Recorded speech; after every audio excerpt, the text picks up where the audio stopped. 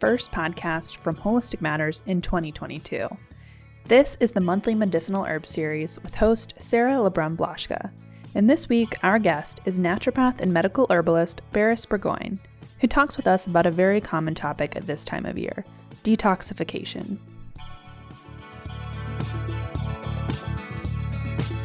I'm super excited about this topic because I feel like this is an important topic for everyone as we think about going into the next year and how we can reduce our exposures to toxins and really focusing on that toxin removal and what we need to do in our everyday lives. And we're so excited to have Berris Burgoyne with us again. And Berris, as you've come to hear her expertise in herbals as a whole, has had so much experience, and having been one of Carrie's first students, really had that opportunity to learn. And I know, Berris, as you're working with your patients, you're thinking about toxins and toxin removal when you're having those discussions with them. So are you ready to dive in? And maybe we can talk a little bit about how often somebody should focus on metabolic detox and what does that look like in your practice? Thank you very much. Yeah, look, I think it's really important that we do focus on this in our clinics. And I recommend that people do a detox probably twice a year, maybe once a year. It really depends on their lifestyle, their diet, and their toxin exposure as I can assess it. But I will often, if people are exposed to toxins on a more regular basis, a significant amount of toxins, either through their work or through drugs that they may be taking or alcohol use, then I will have them on herbs that support liver detox the whole time. And we might do a more concentrated detoxification program once or twice a year where they eliminate a whole range of different foods that really are a little bit heavy on the liver as well. So can you give me a little bit more information? What does it really mean to do a metabolic detox? Like, what is that process in the body going through? Okay, well, our bodies are quite amazing, actually, and our body has a tremendous ability to protect itself from toxins and eliminate them from the body. And it can only do so much of this, though. And we're often overloaded beyond what the body can deal with. And that's why we have to do a detoxification program.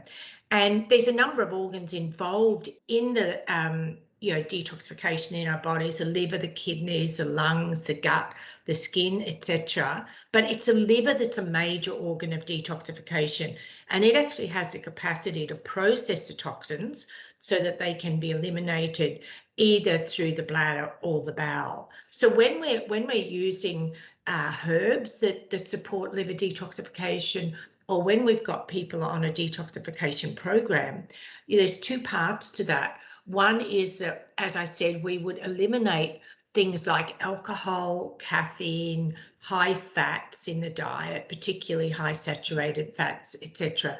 The things that really put a big load on the liver. And we would then give them a range of nutritional and herbal supplements to support their liver and really build up their liver health. The detoxification programs that I use are primarily focused on the liver, but not only the liver, also the gut. When I do a detoxification program with my patients, I will often include the gut flora balance protocol as well with that. Or sometimes one will follow the other, but often I will combine them, and that works extremely well. So you're covering the liver and the gut as well, because a lot of the toxins that are produced by the liver or processed by the liver so that they can be eliminated, they're eliminated in the bile. So that happens through the bowel, of course. So we really need to make sure that the bowel is very healthy. If we think about this overall exposure, and then you talked about ramping it up, how are we getting exposed? How do we eliminate those exposures? What is the best method to do that? Well, look, we're exposed to hundreds of chemicals every day in our daily lives. And there's sorts of toxins that we're exposed to. There's two key groups. One group is the endogenous toxins, and these are toxins that are produced in the body just from normal metabolic processes. The body is very capable of dealing with those, as long as the body's not overloaded with the exogenous toxins, and these are the toxins that come from outside of our body. So they can come from a whole range, from the environment. They can come from our diet, they can come from within our homes and from within our workplaces. And for many people, this is something that people often don't think about. Even when they're thinking, oh, maybe I need to do a liver detox, they might think, well, I'll stop having alcohol and caffeine. But they don't realize that there's many aspects of the diet that can deliver toxins, particularly if we've got a diet that's very high in processed foods, because it's going to be low in nutrients to start with, but it's also going to be loaded with a whole range of man-made chemicals. And these might be acting as antioxidants, preservatives, colouring agents, etc. But apart from that, we also are exposed to agricultural chemicals that are used in the growing of our foods very often. And it doesn't actually stop there, because once our foods are harvested, they're often treated with other chemicals in that post-harvest time to delay ripening, to extend shelf life, etc. So it's very hard to avoid toxins in our daily lives. So what's happening is that if we don't have a good, clean, green diet, or at least as much as we possibly can, what we're doing is we're increasing the toxic load with our diets, but at the same time, we're reducing the body's natural ability to carry out efficient detoxification because of nutrient depletion, because of our processed diets. And another thing to think of with diet is that processed diet's very low in fiber, and we know that fiber is the #1 dietary component for a healthy gut microbiome. So if you have gut dysbiosis, that will absolutely impact adversely on detoxification pathways. So, this is quite a long answer to this question, but I think it's important. Now, I mentioned we can be subjected to toxins in our workplace, but also where we live. There's a lot of research done on this, and they found that people living near waste dumps, for example, are subject to a much, much higher toxic load than the general population. So sometimes heavy metals, dioxins, etc. So, and people can't always change where they live. But what might surprise a lot of people is that we can be exposed to a significant number of toxins just within our homes. Now, most practitioners, and I certainly do, I routinely advise my patients about reducing chemical use around the house, in the garden, and watching what sort of personal care products they use. Avoid the use of plastic for water and food storage, never heat food in plastic, etc. We do all that sort of thing. But there's a lot of other sources of chemical exposure and toxin exposure in the home. And many of these are called endocrine disruptors. And one of the key groups of these, which are really difficult to avoid in our daily lives, are the flame retardants. And these are a significant problem because they're actually found in so many things in the home. They're found in upholstery, drapery, bed linen and mattresses, so where we're sleeping, and you can imagine how much of these flame retardants we might be breathing in during the night.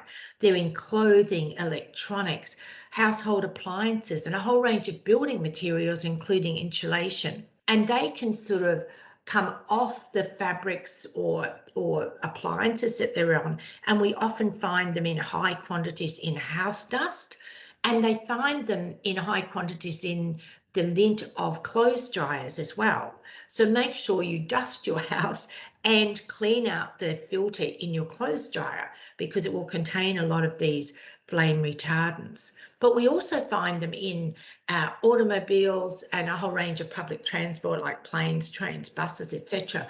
And when you think about if you have you're sitting in your car, you're usually going to have all the windows up with the air conditioning or the heating on, and it's going to be a particular problem if it's a new car. And all of this with the flame retardants is much more significant with new products because there's so much there to be coming off into the environment.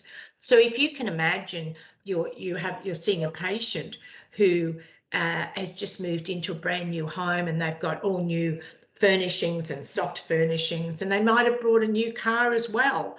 So they're going to be subjected to huge quantities of these flame retardants. Now, they can't really avoid them.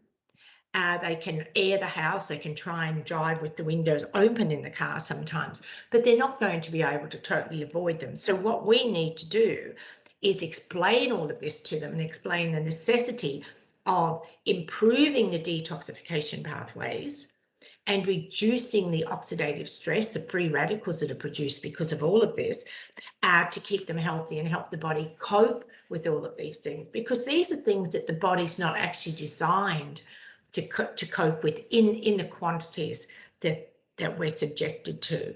So we could talk all day about how we're actually exposed to toxins, and there's hundreds and thousands of toxins in the environment that we're subjected to every day.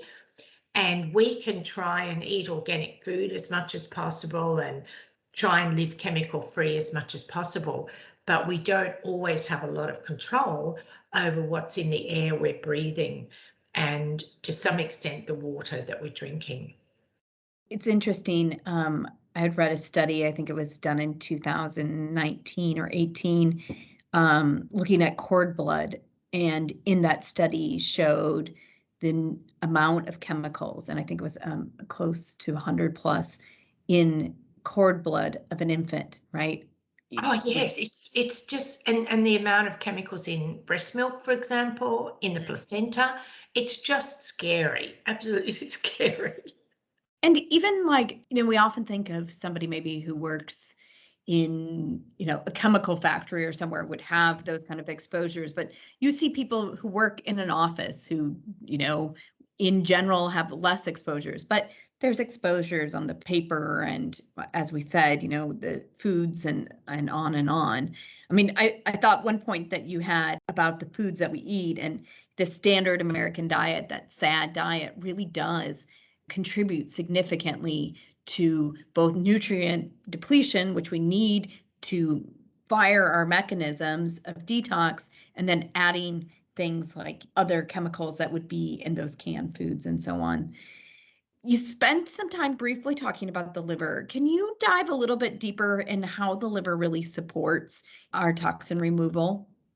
Okay, look, there's basically 3 phases of detoxification in the liver. Some people will say 2, but we will break it down into 3, and I'll explain what each of those are. The first phase is called the bioactivation phase, and this involves the cytochrome P450 enzymes, and these cause a number of different chemical reactions. And so what they do is they change a chemical in a food or a drug or whatever, or a herb, to maybe a different substance. And this then goes on to phase 2. Now, this is a very important step because for some drugs, it'll activate them so that they actually work.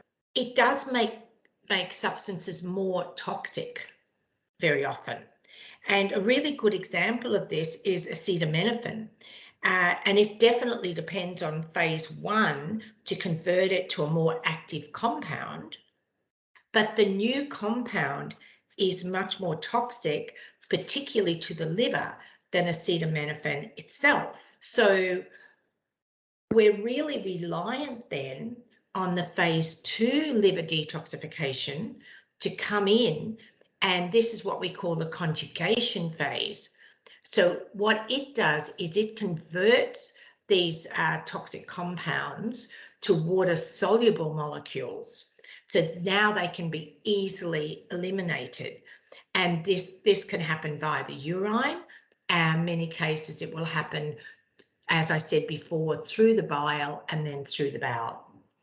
So that the phase 2, I think, phase 2 and 3 are in many ways the most important phases because they get rid of these toxic compounds that are produced by phase 1. Phase 3 simply involves the removal of the toxic compounds that phase 2 has conjugated. So when people talk about phase 1 and phase 2 liver detoxification, they're lumping the conjugation and the removal all into phase 2, which is absolutely fine, but I thought I'd just break them up for this interview. So when I've seen patients in my clinic over the years and you know, they do a liver function test, not just the liver function tests that are done with blood, they show up very little. When they've done a liver detoxification test to see how each pathway is working, and they actually often do that with a caffeine loading or sometimes a acetaminophen. And what I've seen in by far, probably 99% of cases, is that it's phase 2 pathway that is deficient. Phase 1 is working fine, but often it's phase 2 that's not working well. And that's a dangerous situation because, you know, if phase 1's working well and it's dealing with compounds that we're taking in, some which may be already toxic when we take them in, and making them more so, then we absolutely have to have phase 2 and phase 3 working well. And of course, phase 3 can't do its job if phase 2 isn't doing it. So, you know, I think it's really important to try and explain this to our patient in simple terms. And I sometimes just have simple little flow charts that I do for patients and give them so that they can understand all of this and absolutely understand the importance of it. And if they can understand it, they're usually really keen then and really dedicated to looking at how they can reduce the toxic load in their bodies and support their liver. When we think about all those opportunities to upregulate phase 1, but you know, which, as you said, isn't the most important, but phase 2 and elimination are really key to making sure it doesn't come back, right? That we haven't released these toxins and now they're floating back in the system. So what are some herbs that can help first upregulate phase 1, but then also improve conjugation phase, and then also think about elimination? Okay, look, I think without doubt, my favourite herb for the liver is milk thistle, Silebum marianum. And the reason I say that is that it has a whole range of actions in the liver. It's hepatoprotective, so it protects the liver from damage, whatever is causing the damage. It's hepatotropho-restorative, which means it helps to restore liver tissue that hasn't been too badly damaged. And that is a profound action for a herb to have, particularly when we're talking about the liver. It doesn't have a significant influence on detoxification pathways directly, but because it helps to improve overall liver health and function, then it's actually helping to improve every function that the liver has. And I think the last time I read something, it was something like over 500 functions that the liver performs. It's just such an amazing organ, and it's really beaten up so badly in our modern lives. So that milk thistle, I think whatever you're doing for the liver, if you need to do something, milk thistle has to be a part of it. There's 2 other herbs that I really commonly combine with milk thistle to actually improve liver detoxification, and that's rosemary and schisandra. And they help all phases, but they are particularly good at supporting phase 2. And that, as I said, is the one that I often see is deficient in my patients. But I also like to use herbs that support the NRF2 pathway. And this is a pathway that exists in every cell in the body, and it helps support healthy detoxification. It reduces oxidative stress, and it has a cytoprotective function, so it helps to protect the cells from damage. If we have an increased toxic load, we're going to have increased numbers of free radicals, we're going to have increased inflammation, increased oxidative stress. So NRF2 doesn't just detoxify, it takes care of that oxidative stress somewhat as well. So the herbs that I use there are herbs like the Japanese knotweed because of the resveratrol content. Ginkgo and grapeseed also support NRF2 very well. And then there's another group of herbs that are NRF2 supporting that we can think of not only as herbal medicines, but also as food. So green tea, turmeric, garlic, cruciferous vegetables, because they contain the sulforaphane. We can add rosemary to this list because it supports NRF2. It also supports liver detoxification pathways directly. And of course, it's a food. So I'll often use these herbs as herbal supplements, but I will also encourage people to add them to their diet. So they're supporting NRF2, they're supporting liver detoxification pathways and helping to keep their body healthy in a whole range of different ways, I think many of which we really don't fully understand yet. Anything that supports NRF2, I think is really important. And if we can do it with our diets, then that's just absolutely great. I find, the whole idea of supporting NRF2 is such an important aspect. And I know Carrie and I've had many discussions about this, and like even things like turmeric, which we may not always think as a detox, product, has that support, which I think is really, fascinating. And of course, we love our cruciferous vegetables, right? As a whole, and eating them or taking them in supplement form too, right? Absolutely. We've known for probably 5 decades or more that people who ate high levels of cruciferous vegetables in their diet were much less likely to get cancer. And I think understanding that they improve NRF2 tells us probably why they help prevent people to get cancer and a whole range of other chronic diseases as a result. Mm-hmm. We had a great discussion about where the toxins are, maybe some ways to remove them, and what metabolic detox is and its 3 phases.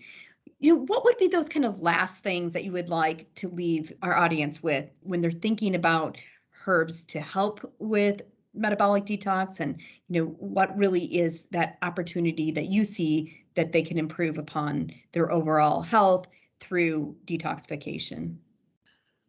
I think a really important point I'd like to make is that all of our patients will have exposure to toxins.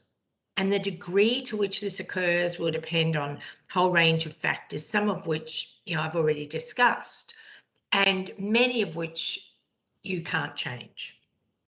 So if we can take a really good case history and ask the right questions and really listen to what our patients are telling us, then we're able to make a really accurate assessment as to what level of herbal support each individual patient might need, and also what dietary and lifestyle changes we might need to recommend to them. And all of that will really help to reduce their toxic load and improve detoxification pathways. And just one final point I'd like to make is that I always combine the herbal supplements I've spoken about with appropriate nutritional support. And I think that if you can combine the herbs that I've talked about today with a nutritional purification program once or twice a year, that's going to be very, very beneficial for the majority of your patients, even those that are seemingly not exposed to a high toxic load because of their lifestyle. They will be exposed to a whole range of toxins in the environment. Yeah, I think you have it spot on, right? That there is this overall exposure, and you need to have enough nutrients to support it. And the herbs help amp that up so that you really have that opportunity once or twice a year to really make a difference and remove that. So it really becomes part of your full clinical practice and important part of wellness for those patients. It's absolutely right. And I think another thing to remember is the number of chemicals we're being exposed to in our environments are probably not going to decrease. The numbers are probably going to increase, because there's this whole idea that you don't stop using a chemical unless you can absolutely prove that it's harmful. And that's very, very difficult to do. I think a much better way of doing it would be not to use them until you can prove they're absolutely safe. But of course, that's not the way that it actually happens. Right. Yes. As we've seen some delisting of some herbicides and pesticides over the years, right? It would have been better the other way around for sure. Yeah, that's right. Yes. Yeah. We'll all try to reduce our exposure where possible. Maybe have a nice organic salad and with a lot of cruciferous vegetables in it, right? Absolutely. and take some Silymarin to help, the milk thistle to help protect our livers in the process. Thank you so much again for always providing us, great insight into your clinical practice and your knowledge of herbs and how we can really, help patients figure out those next steps and help practitioners improve their practice. So with that, I want to thank you and have a great day. Thank you very much.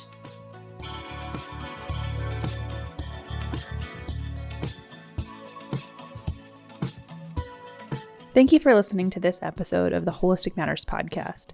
For more resources on detoxification, including articles, videos, and more, go to WholisticMatters.com. That's holistic with a W.